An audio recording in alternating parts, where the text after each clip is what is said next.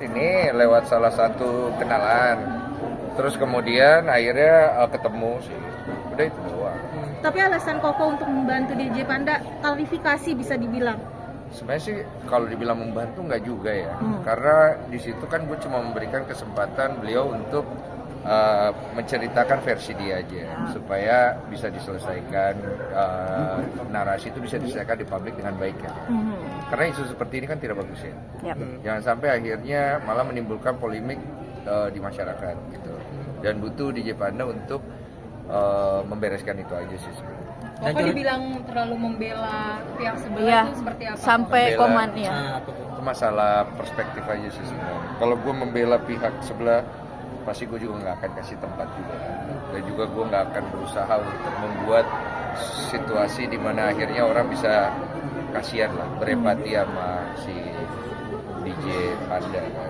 Tapi kan gue juga tidak melepas bahwa ini kan kesalahan dua belah pihak yang harusnya bisa dibereskan secara pribadi. Kalau perspektif Ko Densu melihat polemik ini artinya kan memang sekarang jadi rame banget di sosmed perihal ini. Kalau perspektif Ko Densu terkait ini apa sih? Karena pribadi, jadi gue juga nggak mau tahu banyak komentar supaya yang lain juga jangan tahu banyak komentar aja sih. Biarkan diselesaikan di ranah pribadi. Dan curhatan dia terlalu berbelit-belit wah gimana kok awalnya terlalu berbelit untuk jujur akhirnya kok cerita. Iya. Ya udah gue tulis tuh di itu gue ya. Iya benar. Udah paham lah ya. Bukan langsung tegas, mau bikin langsung tegas. Tunggu dulu ya, mana dulu Langsung tegas memberitahu, maksudnya jangan berbelit, langsung jujur aja waktu itu. Enggak lah, kan nggak boleh gitu. Jadi kan off the recordnya kan nggak mungkin gue Sampaikan. apalagi namanya saklek-saklek gitu Iya, lah, nggak baik. Gue ngomong baik-baik segala macem, gue kasih tahu baik-baik. Jadi akhirnya gue lihat, aduh kayaknya hancur nih kalau misalnya podcast ini ditayangkan, habis nih anak gitu. Jadi akhirnya gue panggil ngobrol baik-baik, tanya dengerin kenapa sebenarnya masalahnya, lu mau selesainya gimana gitu. Baru podcast. Berarti sempat ada pertimbangan dari Koko sendiri ya untuk memposting, bisa dibilang tuh untuk mengupload podcast dengan DJ Panda ya Kok? Apa?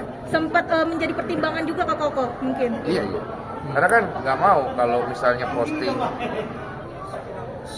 membuat suasana jadi tambah kacau balau kan nggak mau. Apalagi kan DJ Panda bisa dibilang kan belak-belakan sampai dia mengaku bahwa benar dia mengancam Erika karena sakit hati melihat Erika dekat dengan DJ Brevi. Gimana nih kok ketika Koko mendengar hal tersebut kok kemarin? Ya gimana ya? Mas menurut tahu kalau itu gue memposisikan diri kan selalu di dua posisi ya. Kalau gue punya anak cewek ya, terus gitu sih kurang ajar sih. Ngerti kan maksudnya ya? Tapi kan gue minta maaf ya, gue harus ngomong kayak gini. Intinya jangan dilakuin lah hal-hal kayak gitu. Dan dia sadar kok gitu. Tapi kan nasi udah jadi bubur. Namanya kita lagi ngobrol ya. Ya udah lah, ini kan.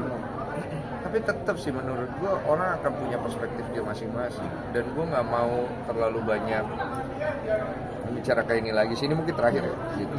Karena gue jadi kesannya juga terlalu lebay juga ya kalau gitu sih. Kok pada akhirnya publik menilai sekarang berbalik mendukung DJ Panda, artinya dengan klarifikasi di podcast Koko kemarin artinya kepingin dua-duanya diboikot. Koko menilainya seperti apa sih, artinya publik sekarang sudah bersuara? Kalau tanya saya ya, kalau tanya pendapat pribadi saya, dua-duanya salah, dua-duanya harus belajar membereskan. Gue sih bukan di pihak boykot memboykot, karena gue adalah orang yang pernah diboykot, jadi nggak mungkin gue di pihak boykot memboykot. Tapi kalau misalnya memang orang yang nggak mau berubah dan memang orang ini memang bermasalah ya, silakan netizen bereskan saja gitu. Saya juga nggak mau bantu. Gitu. Apa? Dan dia jadi sosok yang damai orang mungkin aku sendiri ingin mendamaikan juga. Gue jadi gini, gue bikin podcast itu sebenarnya tujuannya adalah untuk penyelesaian. Tapi kan kadang-kadang tidak berjalan seperti itu. Tapi kan kita usahakan gitu loh. Mau apapun orang bilang kepada gue, ada beberapa konten kreator gede sampai ngomong, Densu, lu tuh ngerasa nggak sih kalau lu punya heroic syndrome apa gitu? Gue bilang I don't care. Kalau gue bisa bantu orang, selalu apa sama gue? Karena hidup gue adalah untuk berterima kasih sama Tuhan karena Tuhan sudah bantu gue dan Gue ngelakuin itu karena Tuhan. Gue nggak terlalu sibuk dengan ini status jubah. Gue sibuk dengan hati gue. Karena gue pengen bantu orang. Cuman gue belajar membantu orang. Jangan sampai akhirnya gue malah kena masalah lebih jauh. Itu aja. Saya tidak campur. Tapi kok pada akhirnya ini kan bisa dibilang kan setelah podcast kayak kok ya sempat menghubungi DJ Panda atau Erika nggak sih? DJ Brevi atau Erika nggak sih kok setelah podcast ini dengan DJ Panda kemarin? Enggak, terakhir itu aja gue. Pokoknya selesai di situ aja kalau versi gue mah. Apalagi kemarin kan DJ Panda sempat bilang ke Koko untuk minta bantuan nih buat nyampain ke pihak DJ Brevi dan juga Erika. Gimana tuh kok? Dia selesaiin lah. Ya menurut gue biar diselesaikan aja. Karena itu masalah pribadi. Kalau dibahas-bahas gini terus nggak jadi pribadi dong. Jadi ini ya publik mulu ya kan. Situ kan pada seneng ya. Bisa aja. Kok tapi untuk DJ Panda sendiri untuk apa? juga gitu kok yang dilakukan sama Erika terhadap DJ Panda gitu. Dia no claim. Nama Natali cerita ke saya juga. Kok gimana kok? Kenapa semua kau tanya ke saya? Udah cukup itu aja. Ngundang juga atau Minum dulu ya. Jari pelan. aus kok, saya juga aus kok. Aus kayak dicari-cari. Aus lu nanya mulu. Iya benar. Aus lu edit ya. Enggak. Pokoknya saya tutup dengan kalimat semoga semua mendapatkan kedamaian.